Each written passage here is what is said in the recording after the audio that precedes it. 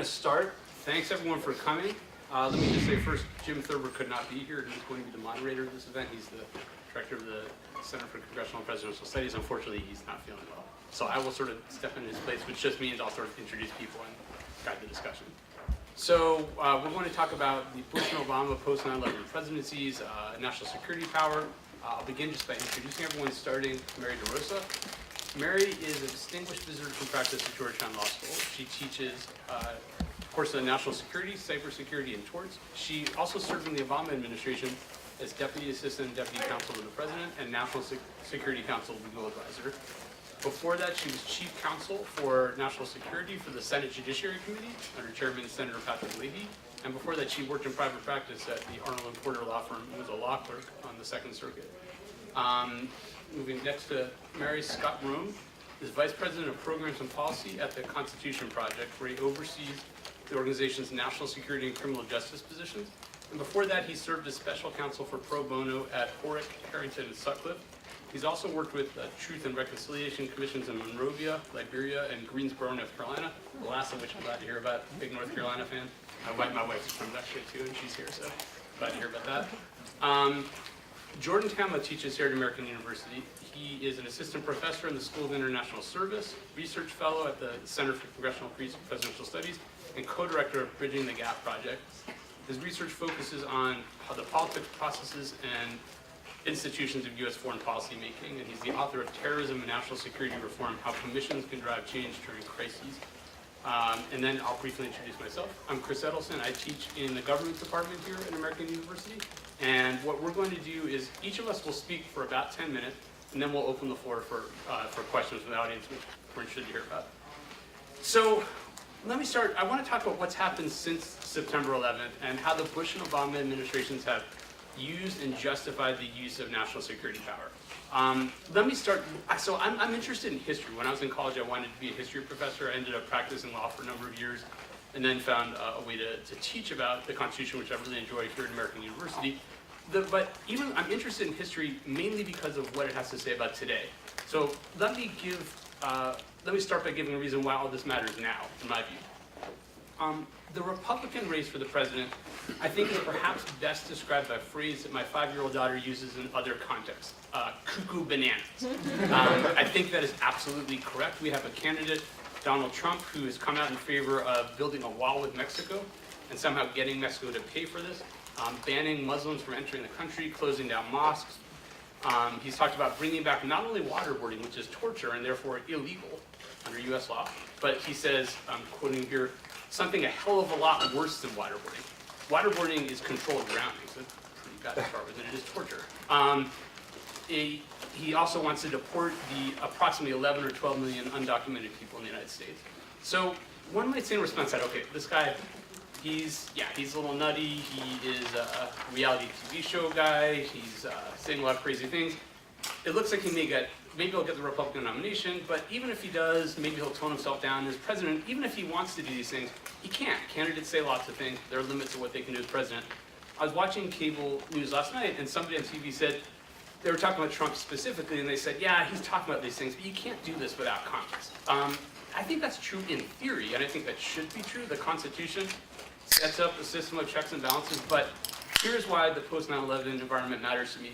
My concern is that what's happened since September 11th would put Donald Trump, or any candidate for that matter who was elected to the White House, in a position to take unilateral action in the name of national security. Now, there's no need to panic. I think there's a lot of panic about Trump. There's all this Romney's on TV today calling him a fraud or something. People are going crazy about this. I don't think there's a need to panic, and I think there is a solution here. I think it's actually a pretty kind of low-key solution, which I will get to a little bit later. But before that, let me give a little background. So I have a book coming out this spring that focuses on the Bush and Obama administrations after September 11th. In the book, I identify a problem that, in my view, presidential power since 9/11 under both the Bush and Obama administrations has not been meaningfully restrained by the rule of law, by legal limits. This is a problem if you're concerned about things like checks and balances, separation of powers, set up under the Constitution. Now, it's perfectly reasonable to say, why should we care about that? A couple of law professors wrote a book a few years ago called The Executive Unbound After the Madisonian Republic.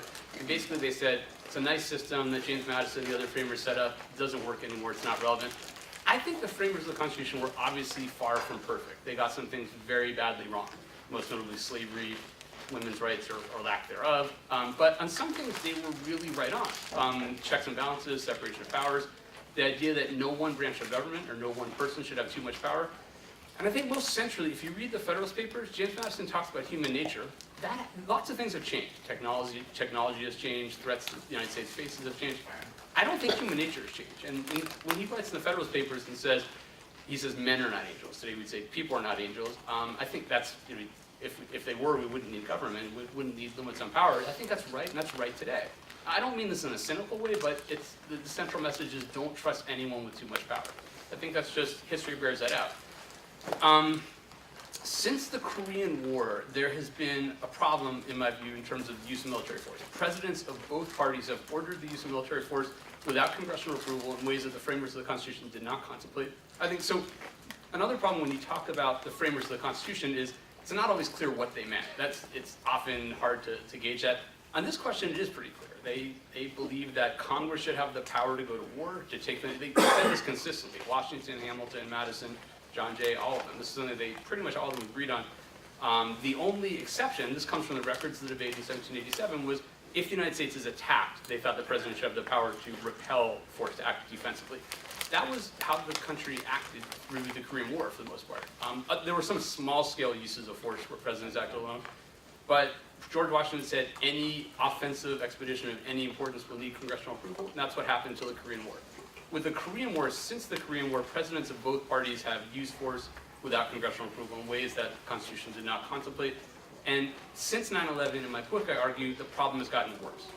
Starting with the Bush administration, they had a theory called the unitary executive. I know some people are here from my class, they know about this idea. The unitary executive theory, I had a first book that came out a few years ago. When I wrote about this theory in the book, the editor at the University of Wisconsin Press said this can't be right. I mean, I agree it shouldn't be right, but this is what people think. The unitary executive theory is the idea that the president has all of the executive power and can define the executive power, its scopes and its limits unilaterally. If Congress passes a law, even a criminal law, that the president thinks infringes on presidential power, the president can set that aside. That's a notion that's completely at odds with the idea of checks and balances. It essentially puts the president, or does put the president above the law. And the Bush administration relied on this theory. Vice President Cheney was really the prime actor behind this, but a lawyer named John Yoo wrote memos about this as well. They use this theory to justify torture in violation of criminal law, warrantless surveillance in violation of federal criminal law, the detention system at Guantanamo, and plenary control, complete control over the use of military force. John Yoo wrote a memo where he said, decisions involving use of military force are for the president alone to make. It was a secret memo written 2 weeks after the September 11th attacks. When it became public, it caused a lot of controversy, rightly so. President Obama, when he was running for president, knew about all this stuff, or a lot of it. Some of it was still coming out, and rightly, quite correctly said, this is not right. The Bush administration is not following the rule of law. We have to take a different approach. As a candidate, he pledged that he would only use military force unilaterally in a defensive scenario. One of his advisors, a law professor who's then dean of Yale Law School, Harold Koch, said that the next 8 years after 2008 would be critical in determining whether things were set back on the right course, meaning moving back toward the rule of law, limits on presidential power. I think he was right. I think, unfortunately, things haven't turned out the way that he and President Obama envisioned or discussed. And I argue in my book that the Obama administration has not made a decisive break with the Bush administration, with the Bush approach. Now, there are important differences to note. The Obama administration does not endorse the unitary executive theory, gratefully. They do not claim the power to set aside criminal laws. But there are areas of overlap. And what I mean by that, areas where the Obama administration used a law professor named Jack Goldsmith, who served in the Office of Legal Counsel under the Bush administration, who was a colleague of John Yoo's, but was really repelled by this idea, the unitary executive theory. He described the Obama administration's approach as the later Bush approach using prettier wrapping. I think that's right, but Goldsmith's conclusion is that's okay because the later Bush approach was constrained. I don't think that's right. I think what that's allowed the Obama administration to do, not in all areas, but in several areas, most prominently the use of military force, the state secrets privilege, surveillance, is to find ways for the president to do what the president thinks is necessary, regardless of constitutional or statutory limits. Let me make a couple of points here, though, to note, because it's important to distinguish these things. There have been some really unhinged attacks on President Obama from the beginning, and it's offensive. I think there are people who didn't think he was a legitimate president. Still don't. There are people who describe him as a dictator. Ted Cruz wrote an op-ed saying Obama's an imperial presidency. That's all. I disagree with all of that. I think it's a distraction. One problem is those arguments tend to focus on President Obama's domestic actions, where I think he actually has a much stronger legal rationale for acting. I'm talking about unilateral action on immigration or healthcare or the environment or gun control. I think they're simply wrong, and I think it distracts from real problems about national security power, where President Obama is not a dictator, but there's still concerns about the way power has been defined. Another point I should make, which I think Mary may address too, she was in the Obama administration, she'll know more about this, but President Obama may well claim that he's been forced to take unilateral action because Congress is simply inert. I mean, I was thinking about writing an op-ed with a title saying something like, "Why should Congress get paid?" They're not even, right, they don't confirm something. What are they doing exactly at this point? I don't really know. I guess Speaker of the House Paul Ryan sometimes says things about the presidential, like, they're not really doing much. I'm sympathetic to that. So if you're President Obama and you've got a hideous group like ISIS, and they're killing people, they were poised to massacre people a couple of years ago, they still are, but 40,000 Yazidis in Iraq. I think from his point of view, he probably says, if I wait for Congress, nothing's going to happen. I have to act. I'm sympathetic to that. That's a real problem. I would describe it as a political problem. I don't think congressional action changes the Constitution, though. And that's a hard problem to sort out, I acknowledge. Some final points to make.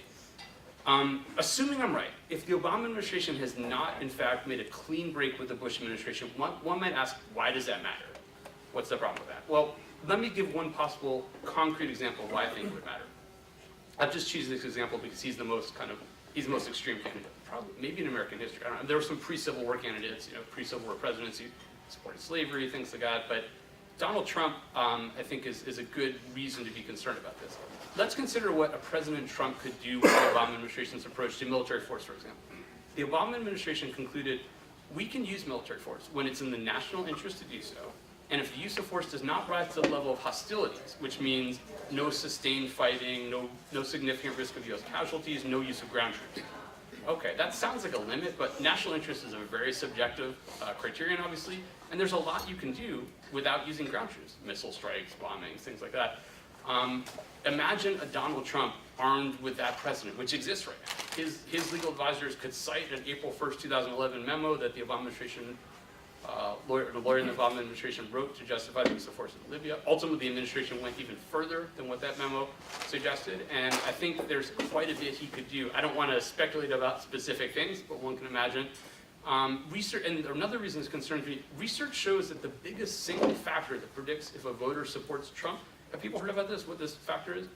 You might think like, I don't know, well, what might you think, but conservatism or anti-government things. It turns out, yes, a lot of times they break it down around college versus non-college educated. It turns out the biggest factor is whether somebody has authoritarian attitudes. What that means is they are people who value conformity and order. They fear outsiders. You see that's a message that Trump conveys all the time. And they support strong, aggressive leaders, especially when they are threatened. That's a recipe for disaster is probably going too far. Well, maybe it's not going too far, but I don't want to be overly dramatic. It's a recipe for concern when you've got this precedent, this past practice that a Trump administration could refer to. And so, as I say, I don't want to speculate about specific things that might happen. Trump may not get the nomination, he may not get elected, but I want to raise a question. This goes beyond Trump himself. Are we comfortable with giving any individual, whoever it is who's elected to the White House, to the presidency, the discretion to decide how to use military force, whether to torture, whether to take other actions they believe are necessary for national security? And that's the concern, that's the question I'd ask. So if you're concerned about this, what is the solution? It's a good question. It's deceptively simple. I can offer it simply, but it's complicated to put it in practice. James Madison in the Federalist Papers said the primary check on government power is the people. Conventionally, you think about checks and balances, you think about Congress as the power to declare war, the president vetoes legislation. Madison said those are auxiliary precautions. The main check on power of the government, he was most concerned about congressional power, actually, but any branch of the government is the people themselves. And their representatives in Congress, I would add, too. And there's reason for hope. If you say, all right, Congress and the people can effectively put checks on presidential power. Has that happened? Yes, it did. Most recently in Syria in 2013. August 2013, President Obama says the Assad regime has crossed a red line. The Assad regime is a dictatorial regime. It's not a regime that's worthy of any praise, but the Obama administration said they've crossed a red line, used chemical weapons against their own people. He was poised to order military action. It looked like what happened. It looked exactly like Libya in 2011. Well, not exactly, but very similar. Difference was in Libya there had been a UN Security Council resolution, which I don't think changes things for purposes of US law, but that's a difference from Syria in 2013. Obama's ready to go. It's August 31st, 2013. I remember speaking to people about this. The assumption was it's going to happen. The next day, things change. About 150 members of Congress, including about 21 Democrats, signed a letter to President Obama saying, we don't think you have constitutional authority to act. This is a terrible regime, but they haven't attacked the United States. They're not directly threatening the United States. You need authorization from Congress. He sought that authorization, and this is important to me too, in the meantime, there was a diplomatic solution worked out. I mean, Syria remains an enormous problem, but that specific problem with the Assad regime was worked out diplomatically. So let me leave it there. I'll look forward to questions at the end, but let me turn it over to Mary now.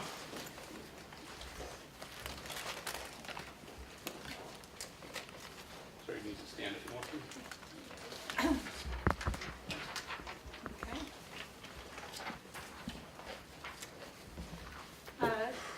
Thanks, Chris, and thank you for inviting me. Oh, thank you. Really appreciate the opportunity. We got to get advanced copies of Chris's book, and I read it to prepare for this. It's a terrific book. You all should buy it. Really, really interesting, impressive analysis of what has gone on since 9/11 and what it means. And having said that, I have to, I agree with some of it. I don't agree with some of it. But one sort of key kind of basic issue that I do disagree with, and I don't think is persuasive, is this idea that, sort of joint idea that the Obama administration and the Bush administration are the same in terms of their,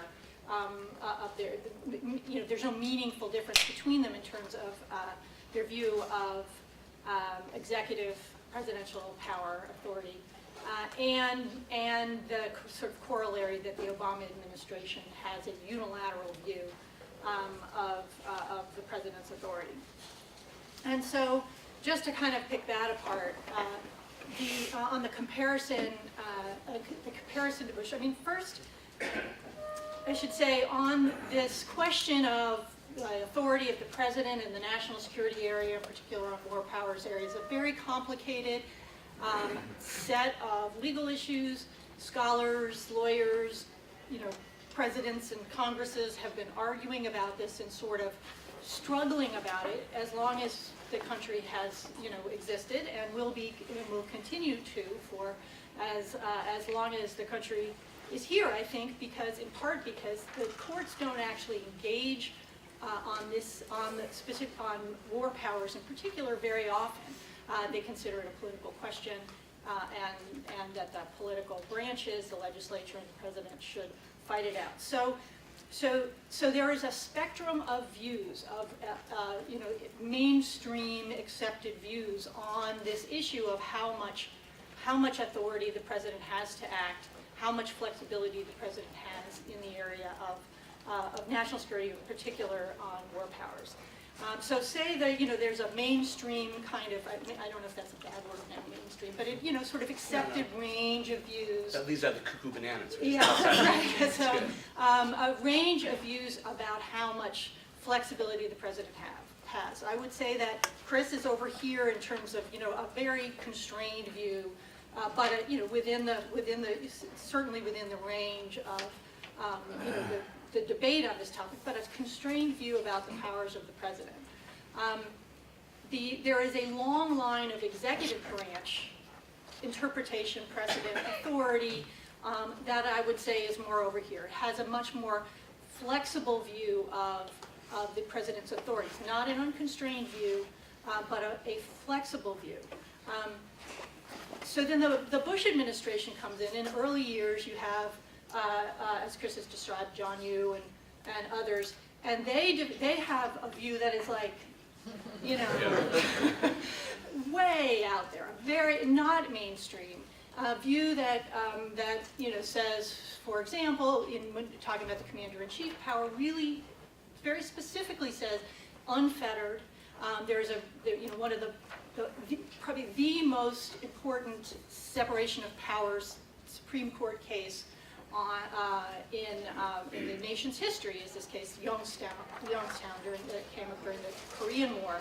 Very important case, talks about the struggle between the branches and how you can decide whether a president has authority in this area.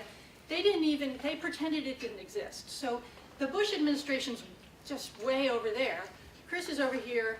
Obama comes in. He comes back to this, this executive branch precedent. And so from here, they both look wrong, but they're very, very different. And so that's one point that I want to make. And the Obama, and I can talk about specifics. I don't know, I don't want to go too long, and I want us to be able to take questions. But I do think that, and many of the examples that Chris mentions on the Obama view is in this tradition of executive branch views, and is not unconstrained. Also, I think important, and when you talk about unilateral or unconstrained, most of the positions of the Obama administration on war powers issues involve interpretation of statutes. Now, you can disagree, and many have, and I know Chris does, and that's a completely legitimate disagreement about how the statute has been interpreted. But Congress can change a statute, and that is a constraint. And so, if you are in interpreting, law in the national security area, if the legal analysis is we're relying on a statute, or we're recognizing that a statute constrains us, that is not a view. That is not a view that you have unilateral authority. Then you can argue about whether they're interpreting the statute correctly, and I do want to talk about that in just a minute. But it is just not fairly characterized as a unilateral view. And there you have examples. When we talk about the conflict in the ISIL conflict that's going on right now. The Obama administration is relying on an interpretation of the authorization for use of military force that the Congress passed. A lot of people have disagreed with the analysis of that, but it is important that it is actually relying on a authority that the Congress has given. The president sought authorization, as you said. I mean, I'm not sure about the cause and effect of the letter. I mean, I think the president genuinely was concerned about not wanting to act in the earlier case without seeking and wanting congressional authority. Surveillance, there's a statute in a court. Again, a lot of people can disagree, but that was not unilateral. You might have other criticisms, but not. And, so I could go on, and I will if people want me to later. But the final point I want to make, and this gets to Chris anticipated that I would want to talk about that, and that is the phenomenon that we are seeing right now, which I think is dangerous to if people care about presidential authority and the way presidents exercise authority, is we've got this phenomenon now where Congress is simply refusing to act on issues of war powers, on issues of national security. And, two examples, and they're examples that have resulted in some of the more criticized interpretations of statutes in the Obama administration. One is, so in the Libya, there was first a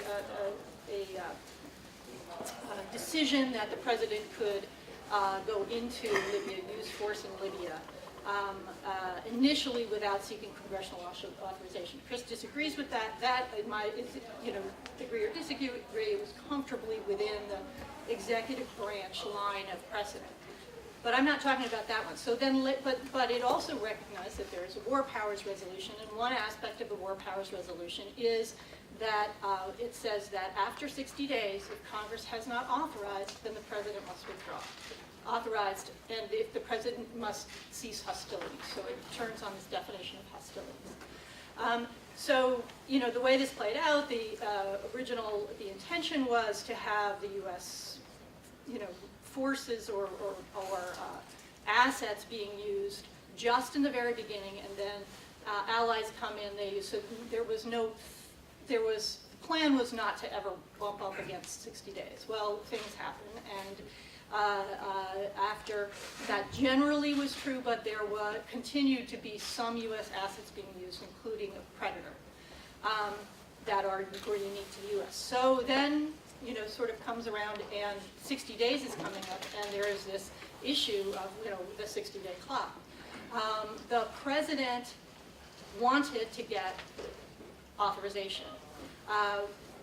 There were outreach to Congress, and the leaders, the people with whom the administration spoke, were all, don't ask us, just don't ask us, don't, you're good, you're fine, we're not saying you should get out, but don't ask us. And so that is what, and they simply refused to take up the issue. It wasn't that they were saying, no, you shouldn't be there, they didn't take up the issue. So then, there was an interpretation of the 60-day clock, of the language of the War Powers Resolution, that the administration found to be a credible interpretation that what was happening there was not hostilities as they were intended under the War Powers Resolution. An interpretation that has been criticized. I think that's fair, but it is, so that is, that's what happened. And then you have a similar thing with ISIL. President actually asking, he has sent up drafts, proposals for an authorization for use of military force, and the Congress has refused to act on it. And so, so this phenomenon, I think, this is the real world. Presidents are not going to just sit on their hands and say, well, Congress didn't say yes, so I'm not going to, do things that they continue to, that they see to be in the country's interests. I think it's a good thing. I think Chris should be thanking the Obama administration for doing it, still maintaining, an interpretation of statutes for in doing this, rather than say with the War Powers Resolution, rather than saying we think the resolution is unconstitutional. It was not a right way to, you can't constrain the president in that way. So, but there's no particular reason to think the next president will continue to have the kind of actual restraint that the Obama administration has had. So I think that's what your next step should be. It will, yes. Okay. Thank you, I appreciate it. So I think we go to Jordan now. Let me get this. You want to use some water? I'm fine. It's Sprite here. So I'm going to apologize in advance. You may have already noticed I have a cough. I'm still getting over an illness, and sometimes start coughing persistently. And I've been coughing so much that I seem to have strained some muscles in my body. So if I'm grimacing when I cough, that's why. It's not because I'm upset about something. So congrats to Chris on the publication of this important book. It's a really well-researched and well-argued book, and I found a lot to agree with in it. I agree with him that Obama has pursued some policies that entailed an assertion of strong and relatively unconstrained executive authority. The 2011 Libya intervention was one where I was uncomfortable with the argument that there weren't hostilities that the United States was engaged in. So to me, that was the strongest case of that, even given what Mary has explained as the important context there. But I'm going to try to offer some other comments. I agree with a lot of what Mary said, but try to point in a couple of other directions to add to the conversation. So some areas where I would draw somewhat different conclusions or interpret events a little bit differently than Chris. So to me, rather than concluding that Obama hasn't recognized any meaningful limits on presidential power, which I don't think is the case, in looking at these events, would emphasize instead that he has acted largely consistently with public opinion and congressional opinion in most of these areas. And that, Congress, as both Chris and Mary already discussed, has often not acted in these areas in terms of not, actually passing legislation. But there have been some cases where Congress has passed legislation, and when Congress has done that, Obama has clearly been constrained by that legislation. He's not tried to sort of circumvent the legislation. So Guantanamo is, to me, the clearest case of this. Congress has passed a series of laws that have severely constrained the president's ability to move detainees out of Guantanamo, particularly to the mainland United States, but also restricting the president's ability to transfer detainees to other countries. And President Obama has strongly opposed those laws, but he's complied with them. So if the president was really not accepting constraints on his authority, you could imagine a world where the president says, well, I'm not going to comply with that law, but that's not what he's done.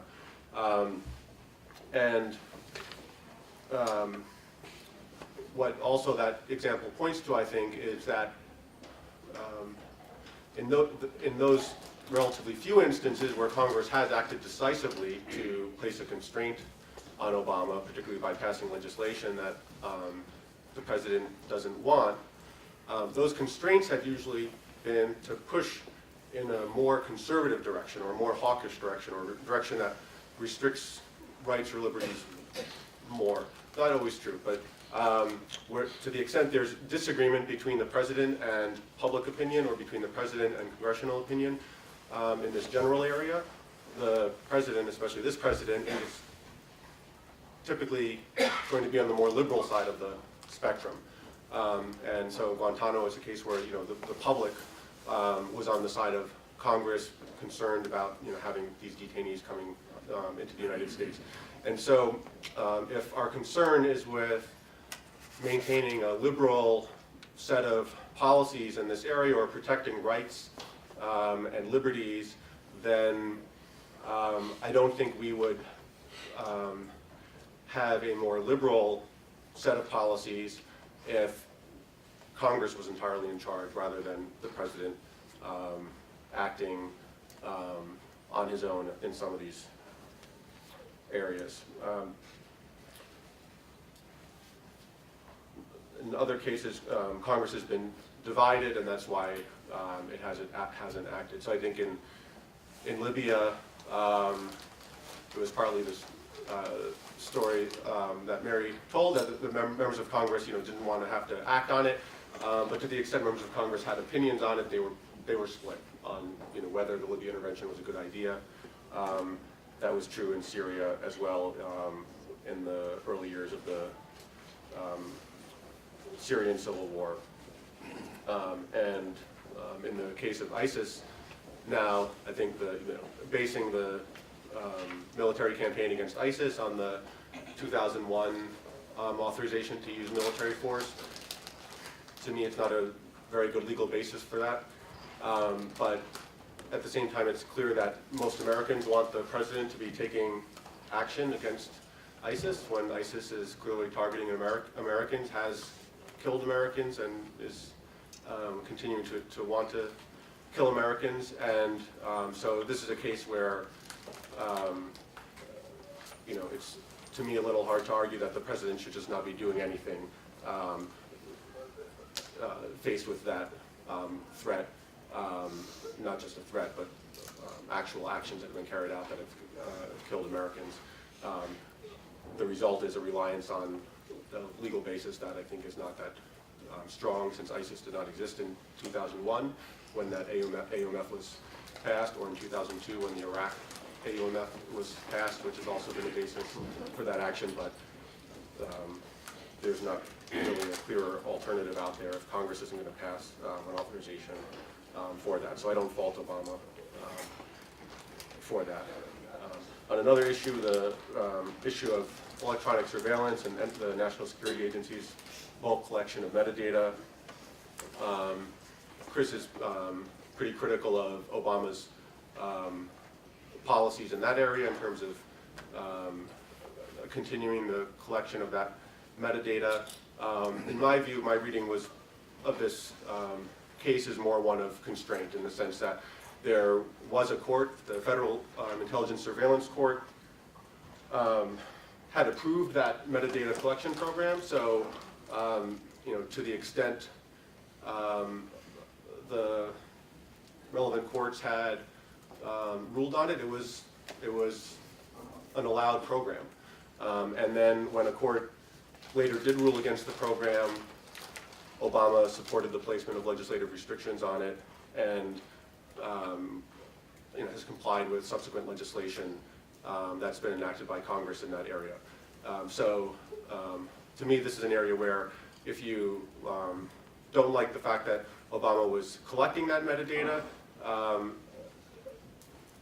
that is understandable, but it's not a case to me where he was flouting the law or flouting a court because it had been accepted by the relevant court. And then also, in terms of Obama's motives, I see them more favorably. And Chris used this analogy of, or the language of people not being angels, and how this is why we need constraints, is because people are not angels. And the implication is that presidents want to expand their power, and they will expand their power as much as they can unless they're forced to accept constraints on their power. And to me, I don't see Obama's actions in this area as having been motivated by a desire to expand his power. I think he is trying to protect the American people in the ways that he thinks best, and just taking actions that he thinks are necessary to protect national security. He's also not taking many actions because he doesn't think that they're necessary or appropriate. But I just think that the issue, I don't see it as being about expanding presidential power. I see it more as being a case of a president, seeing dangers out there, seeing a certain legal landscape that exists, and just making decisions. How can I best protect Americans from security threats, given the legal landscape that that exists? I'll stop there. Thank you. So I'm going to add my thanks to Chris for having me today, and congratulations on the book, which is great. For those of you who aren't forced to buy it for his class, you should buy it. No one will. That was on tape, right? No one's ever. So the benefit of going last, right, is you can claim that all the smart things that everybody else has said were things that you were going to say, and now it doesn't make sense to repeat them. The curse is, if that's true, then you have to come up with something new to say. So folks have hit on some of what I wanted to address, but I want to pick up on, I think, two themes that have run throughout, but in a little bit different way than in particular both Mary and Jordan have raised them. And the first is, so I agree with Mary that I think the Obama administration has largely broken with the Bush administration on these sort of sweeping claims of Article 2 power in national security context. I think it is a little bit of a mixed bag, and I think actually Chris's book makes clear that it's a mixed bag. But especially in areas around sort of detention and detainee treatment, which is an area I'm going to focus on a little bit. And with respect to claims that sort of John Yoo would make in the war powers context, I think that it is true that there is not a great degree of continuity there. But Mary mentioned the statutory interpretation issue, which I want to take up in a little more detail, because I think there are sort of two themes running in tension from sort of a human rights, civil liberties perspective. from the way the administration has exercised national security power within the confines of what Congress has authorized it to do that are worth sort of fleshing out a little bit.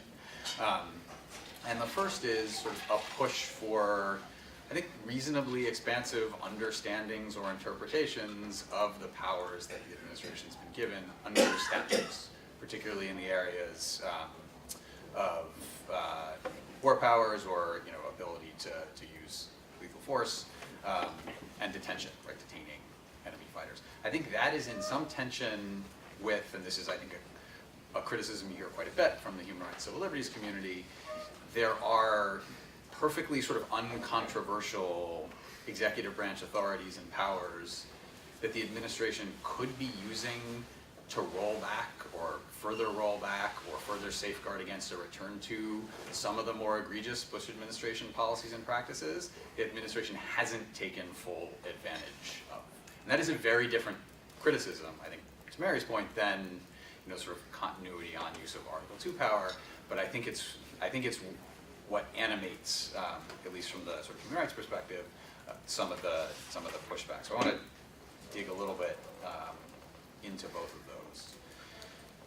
The administration's argument that the war against ISIL fits within the 2001 authorization to use military force. I personally disagree with that it's a persuasive legal interpretation, but I don't think it's entirely implausible. And I think there have been reasonable cases made for why it does fit, but if you put that question aside, the administration essentially made that decision in September 2014, I believe, when they decided the war powers clock had run up and they had to tell Congress what they were going to do. That was before the administration sent to Congress their proposed authorization to use force against ISIL. And I think the effect of that sequencing was by claiming the conflict fit under the previous AUMF, it removed in practice all incentive for Congress to act. Right? I mean, I think there are plenty of members of Congress, and this is just an unfortunate reality, that would love to see, to have this war entirely under sort of the president's power, so that if it goes bad, it can be laid entirely at his feet. I mean, I think that is just true of some members of Congress, and that's unfortunate, but it's a reality. And I think the chance of sort of forcing the kind of compromise that was going to be needed around different versions of what different members of Congress want to see in an authorization to use force against ISIL, the idea that you were going to be able to do that after telling Congress, well, you've already authorized this, I think in practice that wasn't going to happen. And I think that's borne out since you've seen key members of Congress on this issue repeatedly saying, we're not going to really push this through because there isn't any need to, because the administration claims it has all the authority it has. And I think a consequence of that is we've ended up in a spot where kind of the purposes behind assigning Congress the role of deciding on force in the Constitution are being, maybe not to the same degree, but are being undermined by the statutory interpretation. And that is to say, Congress, I think Chris mentioned this, has this role in part because, this is sort of the most grave decision that government makes. It should be one that people's representatives are politically accountable for, right? We're not going to get to that step based on the status quo. I think there's a theory behind the division of war powers that collective judgment on these kinds of questions is better than the judgment of any one person.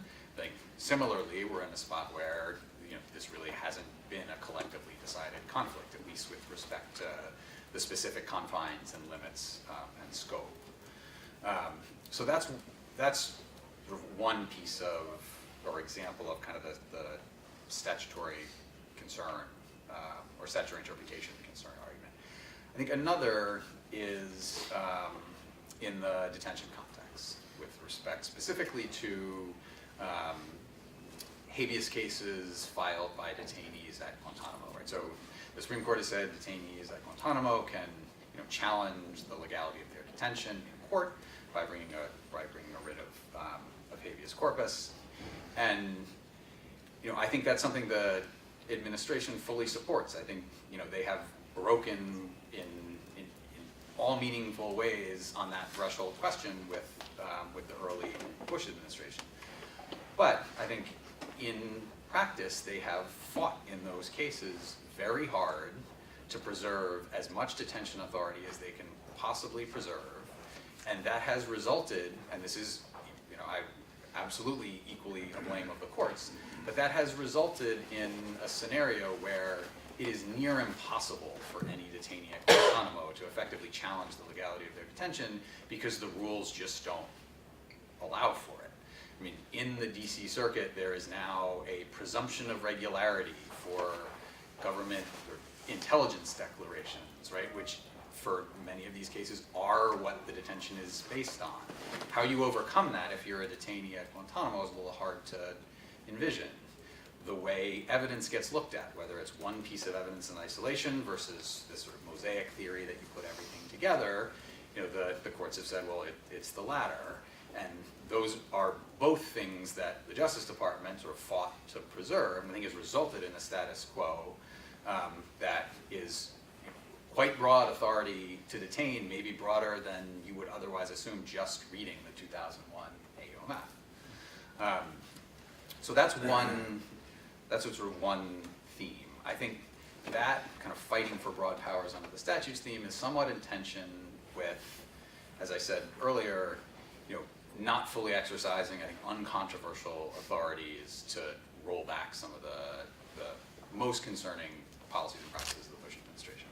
And I think Guantanamo is one, and again, I want to preface this with, this is a very different order of sort of critique, right, than some of the continuity arguments between the two administrations. But I do think it's where much of the criticism from the human rights community arises. So in the Guantanamo context, I mentioned habeas cases. For 5 years since Congress has passed laws saying that detainees can only be transferred to foreign countries if all these things are satisfied, there has been exceptions for court-ordered transfers. So, you know, we've seen a very slow pace of people transferred out of Guantanamo. It's picked up a lot recently, which is great. But the administration could have used that habeas exception to get people out faster, right? They chose not to do that. They fought a range of habeas cases, some I think that were borderline indefensible. And we can sort of talk more about that in the Q&A if we want. Let me make sure I grab the other Guantanamo ones. The Periodic Review Board process, which is this administration's sort of administrative review mechanism to figure out whether detainees at Guantanamo who have been classified as either too dangerous to release or have not yet been cleared, that's the mechanism through which they could be cleared and then transferred out. That process was supposed to have been set up and run through everybody eligible 3 years ago, right? Well, more than 3 years ago now. It has, again, sped up a lot recently, which is great, and I think to many people's surprise, the clearance rate for that process is incredibly high. So 21 people have gone through a periodic review board so far who are at Guantanamo, who were considered, or labeled, I mean, to be the worst of the worst. And 18 of those people have been cleared for transfer. And that is a unanimous decision of 6 different national security agencies, senior level officials. So I don't think it's fairly characterized as a rubber stamp, as some folks have said.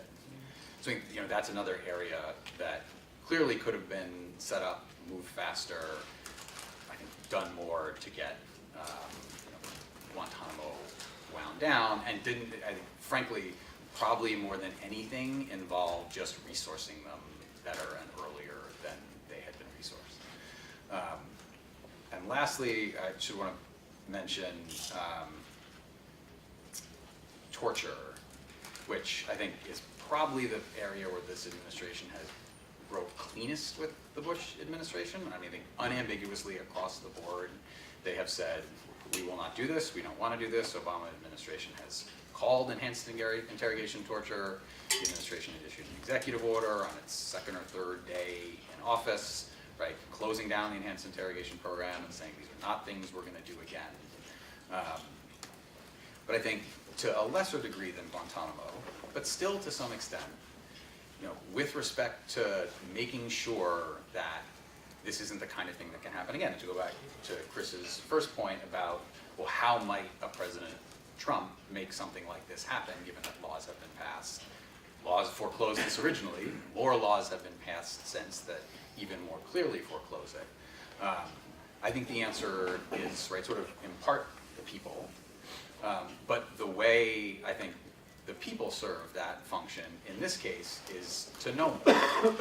And the best way, the best vehicle out there for knowing more is a report that the Senate Intelligence Committee spent 6 years writing on the Enhanced Interrogation Program. It's 7,000 pages, millions and millions of CIA documents form the basis for it.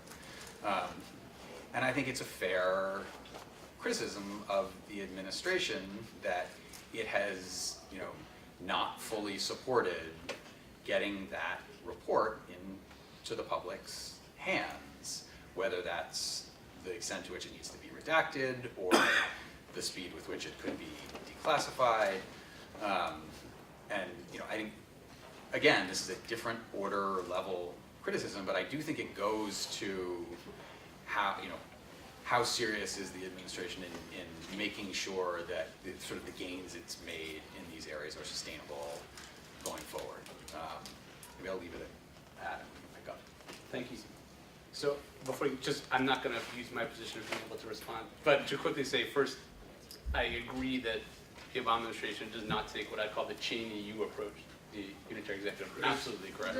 Oh, sorry. Oh, sorry. Just to make clear, the Obama administration most certainly, and as I mentioned, hopefully I said this before, I think this is a good development. The Obama administration has not endorsed the unitary executive theory. They have not claimed the authority to set aside criminal laws. They're not taking the Cheney U approach. I agree with that. Where I disagree is on, so as Mary and Jordan and something that Scott said too, the Obama administration has generally proceeded on statutory arguments, which puts them, as Mary rightly said, and I'm glad to see this too, it's kind of scandalous from, if you're somebody who studies this kind of issues, that John, you didn't even cite Youngstown Sheet. I mean, it's like, how do you, it's crazy. The Obama administration does try to fit its actions within the Youngstown Sheet scenario. Good development, I agree. Where I disagree is that it fits positively for some of these areas. But I'll leave it there. I don't want to say too much, where I just open up to questions now. So do people have questions they want to ask? Marco? Yeah, I have a question for Mary. So you talked, oh, should I take the mic? Do we need the mic for the question or two? No, I have this one. Oh, okay. Yeah, so you were talking about like there's the public view of like what is like okay and then what, for example, like the Bush administration did. So like where do you draw the line between like what is like seen as like okay and then what is seen as like erratic? Or like where do you think the public draws that line?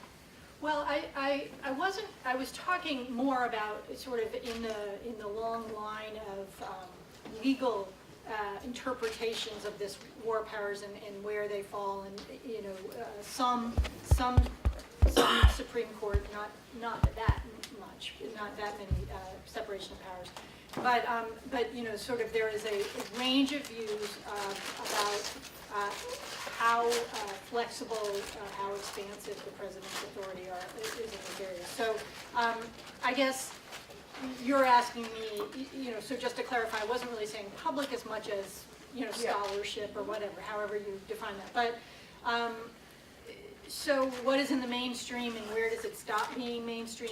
You mean on the expansive side? Yes. I think that it has a lot to do with how much you recognize when Congress speaks.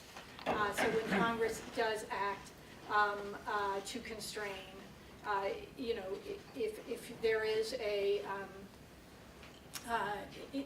an interpretation, and this is the early, the John Yoo early Bush administration had this, and some others have, an interpretation that because it's a commander-in-chief authority, because it's the use of force, because it's national security, the president doesn't have to pay attention to that. That is, I would say that's where it goes outside of this kind of accepted spectrum. Oh, sorry. Corey. Yeah, before I ask my question, I just wanted to say, anyone in this room is American, they should take Professor Edelson's presidential power class. By far the best class I did take in college. without a doubt. But my question for any of you to answer is, it seems the executive power is, people really go crazy, including executives, whether like governors or the president, after terrorist attacks or tragedies. I'm thinking of 9/11, especially the Paris attacks, where I think was it 31 governors barred taking in refugees. What do you guys think about the executive power of specific leaders, such as governors or presidents, after terrorist attacks? And is that just rhetoric, or can they actually take action? Do you mind if I respond? Thanks. Yeah. Oh, yeah, thanks. I'm very bad with technology, so I don't. Thanks for the question, Corey. I think this is especially dangerous. I mean, this is what I spoke about Trump and how voters with authoritarian tendencies are drawn to him. There's additional research that shows that even if people aren't authoritarian, they want stronger leaders when in times of crisis or fear, which doesn't intuitively make sense. It's craven to me and really dangerous for leaders to exploit this, and you're right. And it's also, so after Paris and San Bernardino, there's this, everyone's crazed about these refugees are coming in. There's like 2,000 Syrian refugees in the United States, and they've been thoroughly vetted. And there's xenophobic feelings that it's not a substantive argument. Where's that now? If this was such a big issue, why are we not hearing about it? It's pretty clear to me this was opportunistic.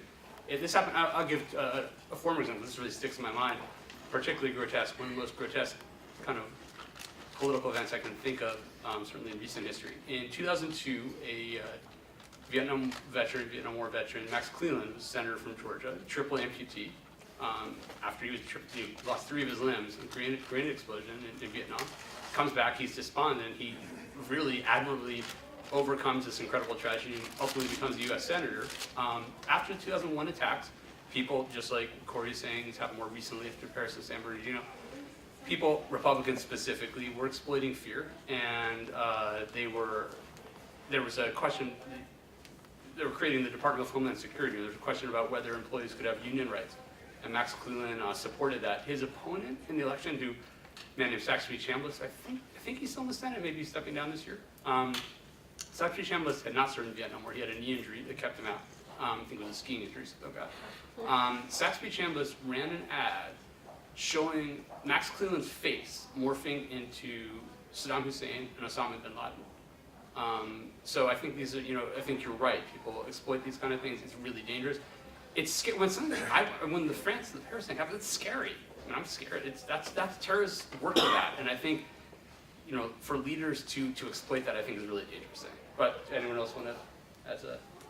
That's fine. I would make it quick. So, 2 quick comments. One is, at least this might go to the scale of the attack and who commits it and what have you, but the Constitution envisions an exception, right, that the president can act on his own if it's to repel a sudden attack. I think that's come to be understood as a reasonably imminent attack as well, and maybe some rescue American hostages, I think, is a debatable piece too. But right there, at least in that area, that was a problem thought of and I think intended to be dealt with, right, in the way the rules are divided up between the branches of government.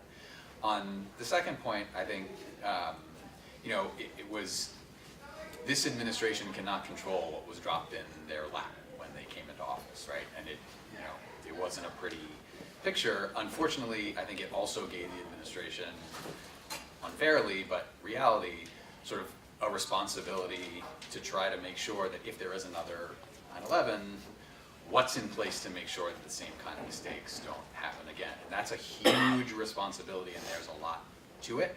And I think, there remain a number of steps to be taken over the last, 10 months or so. I think you're seeing the administration now in some of these areas sort of become seized of that. I think it's a good thing, and I think we'll see where sort of that shakes out. Another, so you had a question in the front? Yeah, either way, I don't care. Thank you. It seems like we have a new era of diplomacy in America, and that shapes the scope and magnitude of foreign policy. So from a narrow legal standpoint, sure, there may be similarities between Bush and Obama, but Obama using other nations in a way to kind of circumvent Congress and then coming back to Congress with a little bit more power may influence the comparison between Obama and Bush, and I wonder if any of y'all would comment on that. I don't mean to hog, so if someone else wants to, did you want to respond to that, Jordan? I'm glad you So broadly, certainly I think Obama's had a different approach than Totally. Bush on a lot of major foreign policy issues.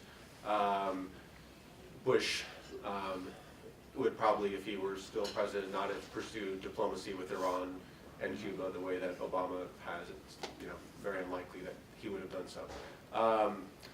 And interestingly, those are areas where you could look at have a similar kind of debate about the relationship between the president and Congress in some issues there too, for instance, because with Iran and Cuba there have been laws passed by Congress that put sanctions on those countries. And one of the challenges for the president has been to engage in diplomacy with those countries, even while there are laws on the books that those countries very much dislike and that the president has a limited ability to get repealed because there's not political will in Congress to repeal them. And so in that diplomacy, Obama had to, in a certain sense, circumvent the law, not in a way that I think was inappropriate at all, but in the sense of offering concessions to Iran, for instance, sanctions, using the discretion that he had, even when there were sanctions on the books under the law that he couldn't lift through his own authority. So there's a little bit of a parallel there to some of the issues we were talking about. Anyone else want to say something briefly? So you mentioned this as maybe, so first I should say, personally, I think it's a good thing to do things with other countries. I think a unilateral approach is a mistake. I also think, though, from a perspective of U.S. public law, this can be a dangerous thing. I would describe it as something, you're right that it's different from President Bush, but it's not different from other presidents. What I mean by that is when President Truman went to war with Korea, he went to war citing a UN Security Council resolution. That wasn't unilateral U.S. action. And I think and this was very confused in the context of the Syria debate in 2013, I think there's a confusion or a blurring of international law and U.S. law. So you can, yes, under international law, if the UN Security Council authorizes member states to use military force, then they can under international law. That's one basis for using military force. It's not legit. That doesn't make it legitimate under U.S. law. So when Truman went to Korea with UN approval, that's not enough. When President Obama, I would argue, when President Obama referred to UN security resolution in Libya as being part of the authority to go to war in 2011, I think that's not sufficient. So that's one point where I would see sort of a continuity. Does that make sense?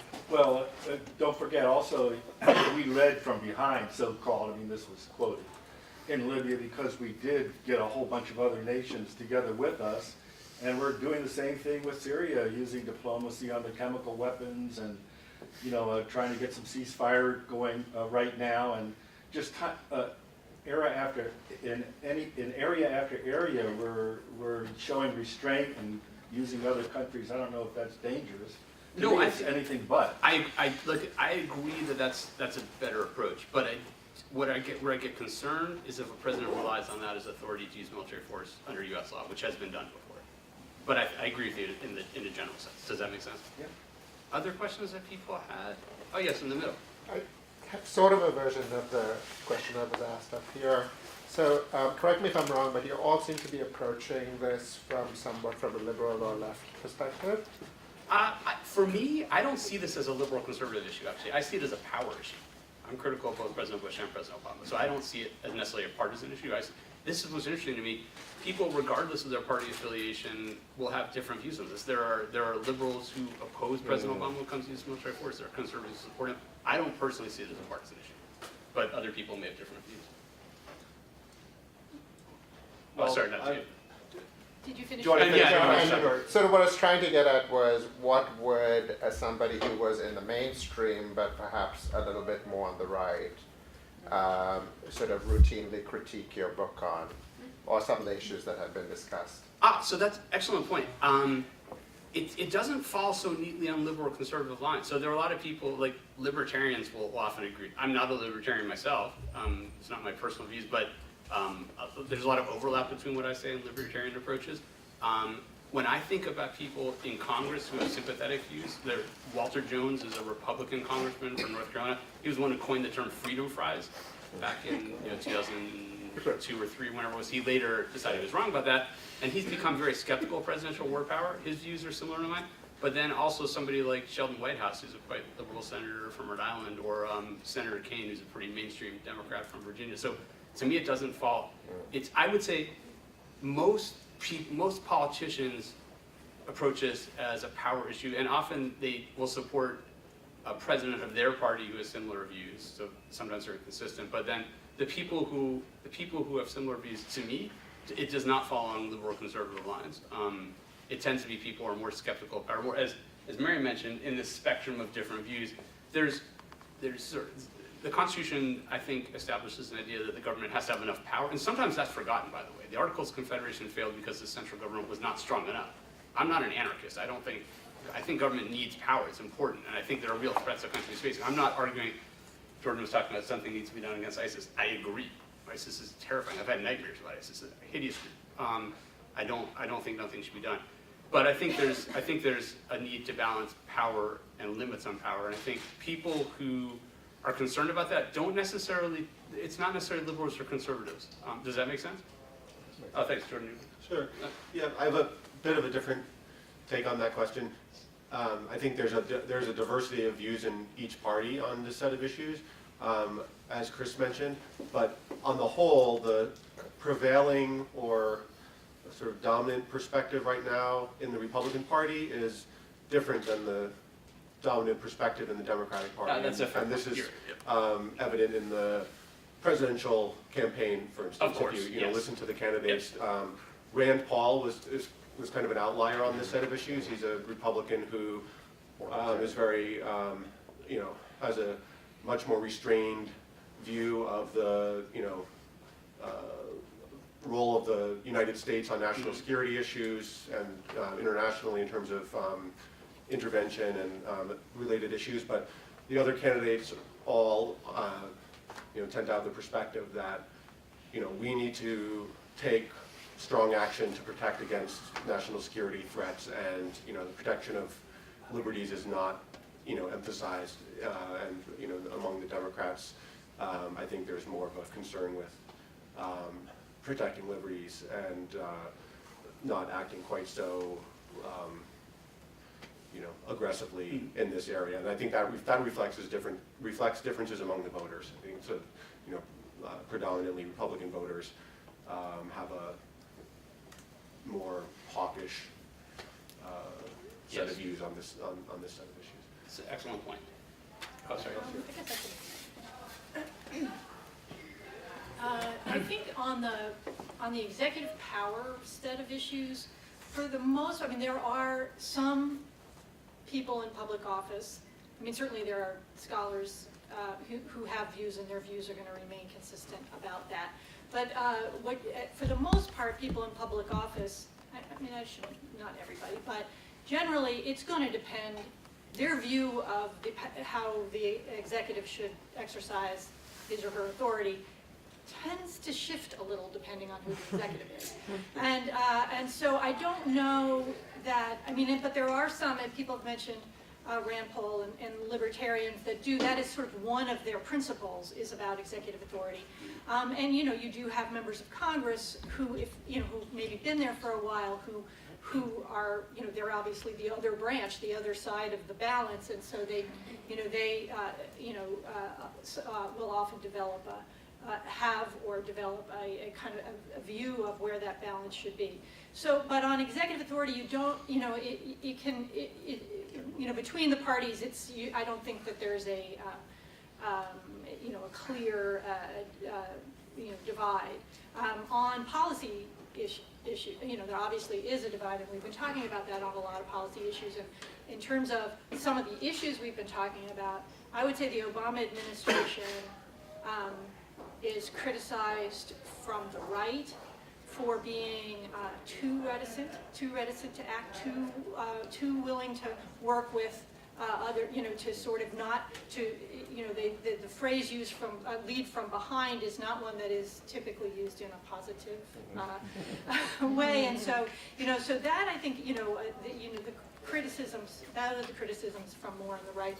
The criticisms on from the sort of privacy, human rights community are, we've heard some of them, and he is also, clearly criticized from that perspective as well. So it's tough to be president. Other questions of people? Vice President. Okay, when I look at the Constitution, and first of all, thank you to all of the panelists for your excellent presentations.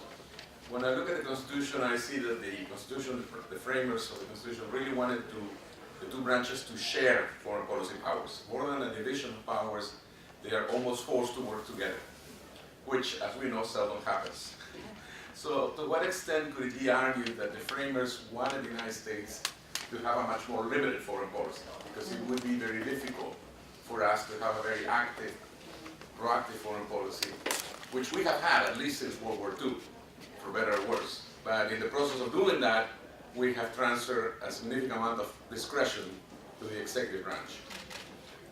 And that may be presenting problems in terms of undermining our constitutional system and our democratic system. But to what extent could it be argued that framers actually wanted us to have a more limited foreign policy? Yeah, I'll answer. So that's a good point. If you look back, I mean, the United States was a very different country. It was a smaller country. It was a country that Washington gave a farewell address where he counseled that the United States should not get involved in foreign alliances. He issued a neutrality proclamation in 1793 aimed at keeping the United States out of a war in Europe. But the interesting thing about the Constitution is the Constitution leaves room for adaptation. There's an interesting Supreme Court opinion on the McCulloch case. Chief Justice Marshall said, this is a constitution that was designed to adapt. He didn't, sometimes people belittle this as a living constitution approach. That's not what he meant. He didn't mean the Constitution is whatever you think it is. He meant that the drafters of the Constitution clearly understood there would be new challenges that would come. Things would change. Many of them believed that the country would grow. So in the late 18th century, you're right, they would have had different views. But the Constitution clearly allows, and you're right, it allows both branches together to make decisions about foreign policy in new ways. They rejected the British model at the time. It was a constitutional monarchy in Britain, but the British model placed power over foreign affairs largely in the hands of the king. The Americans were not comfortable with that. They wanted to divide these powers. As you say, and Mary made this point, one thing that has changed that the Constitution has trouble coming to grips with is partisan politics. That's something they didn't anticipate when they're drafting the Constitution. As Mary said, yes, for many politicians, what their views are of executive power depends on who's in office, and that creates a problem. The system of checks and balances depends on each branch asserting its institutional prerogatives. And if you have members of Congress who are more concerned, as Mary says, about partisan politics, then they're going to say, well, I'm okay with this if my president's in office. That makes it harder for the Constitution to work. Not impossible, but I would argue not impossible, but it certainly creates a challenge. Does anyone else have anything they want to say? Thanks very much for the question. Oh, yeah. I actually have a question for the panel in general, but specifically for Scott and Mary, because you addressed this a little more. You mentioned that the courts tend to bow out when it comes to A, war powers, and B, when it comes to like Guantanamo Bay prisoners or general executive power, as I seem to have noticed. Do you think that's a precipitating factor in the growth of executive power and the abuse of it, and is it the responsibility of courts to not treat these as political questions and to like take opinions to stop various branches from overstepping their bounds? Or is the court right in stepping out, and is this really a political question up to the other branches to figure out on their own?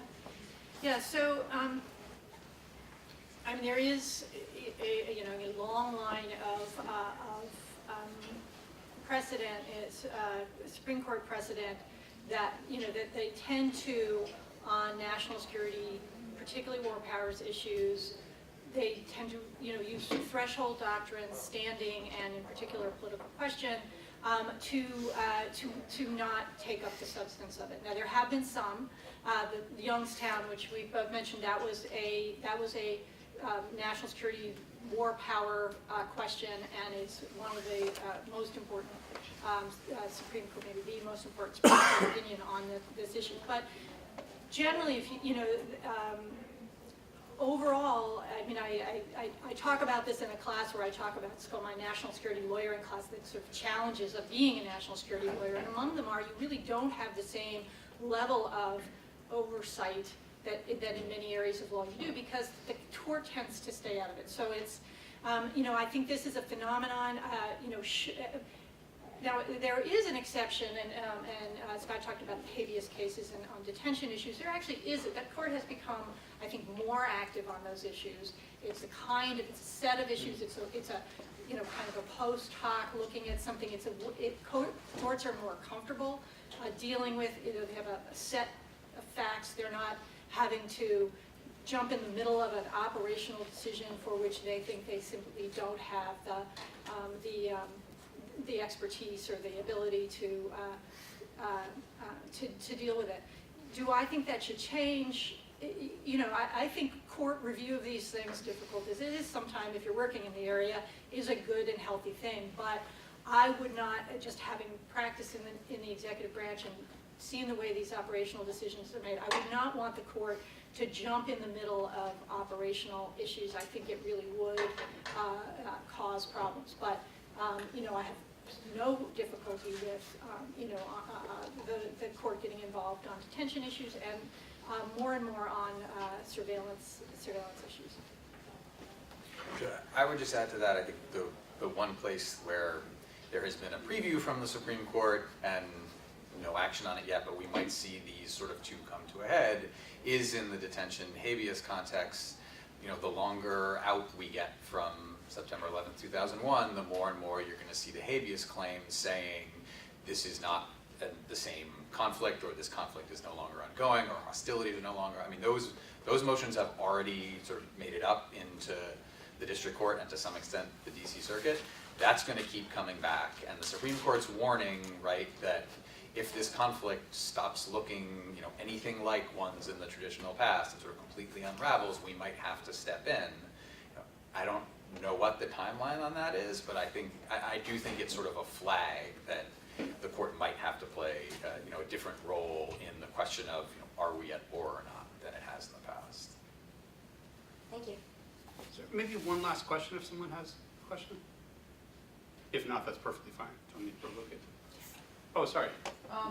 Sorry, one of you mentioned, and I think it was Mr. Tama, I'm not sure, but that the way that President Obama went about the war against ISIL in giving the justification for the previous AUMF before actually requesting from Congress a new AUMF, that really had an effect on the success of, the lack of success in getting a new AUMF. Do you think if he had done it what I would call the appropriate way, that it would have gone through, or? That was your point. If he had refused, oh, sorry. Yeah, no. I appreciate the question. So if he had refused to justify it under the previous AUMF, is my question. Would he have gotten it? Do you think? I do not want to come across as overly optimistic about Congress's ability to sort this stuff out on their own. I think Mary's description is an accurate one, but I do think that there is a forcing function to the president saying, this is action I have to take and I cannot take absent authorization from Congress. And that was never the message with respect to ISIL summer of 2014 going forward. I think it would have required an enormous amount of work from the White House. I don't think Congress could sort this out on their own. I think it probably would have had to have been the White House makes a proposal and then really sits in the room as mediator and hammers something out between both parties, and that probably shouldn't be required of Congress. But I think we won't ever know, right, if there was a different path there. I think it was probably a calculation he didn't want to use the political capital doing that, because he had other. It's hard to sort of speak for how they arrived at that decision, but I would assume there was a decent amount of an assumption that, based on some feelers, Congress wasn't going to sort this out on its own. Oh, you wanted to say something on that, Krishna? Yeah. Correct me if I'm wrong, didn't the president at one point ask Congress to consider, later in the game? More recently, he said, well, look, you guys, I'm using 2001, but can you guys give me something? And Congress hasn't. It was about a year ago, right? January 2015? Yeah. I think it was January 2015, yeah. and your point is that was after they had already said that that the president had the authority. The one thing this is a very tough issue, and it's I can't I can't add much to what Scott said. I think the only thing I said, because I've sat there as the lawyer in the White House, I just sort of am going to ask people to think about it. You're the president. You think we need to do this. You have a legal argument, but you would really, really rather have, you know, congressional buy-in. And maybe you even think, and I don't know that this is his view, but maybe you even think that is the better legal position. That you know that in fact it is, you know, if not necessary, then, you know, certainly, you know, it would be better. But you're hearing, you know, you've got this, you know, kind of, you've seen the way Congress operates on these issues. You're hearing from members of Congress that, you know, don't do it, we're not going to act. This isn't, you know, I mean, I believe this was what, was it a midterm election year, I think it was, you know, and so, and you know, a lot of report, I wasn't there at the time, a lot of reports are that, you know, Congress Democrats and everyone was saying, you know, please don't come up. Now, could he have done it anyway? Could he have gone up and used the political capital? Yes. But it would have required him saying, I can't do this unless you act. And if you really think there's at least 50-50 chance they're not going to act, then, you know, the incentives for the president, it's very difficult. This is something he feels like that is really important. He feels Congress is just not going to engage on it. But they clearly all wanted him to act. I mean, this isn't one like where there was any, you know, different, you know, would that have been the right call? I think it's a very, very tough one. And so that's, you know, not having been there, but I wouldn't be surprised if that was, you know, kind of part of what was going on. Thanks very much. Thank you. Thank Anna. you. Appreciate it.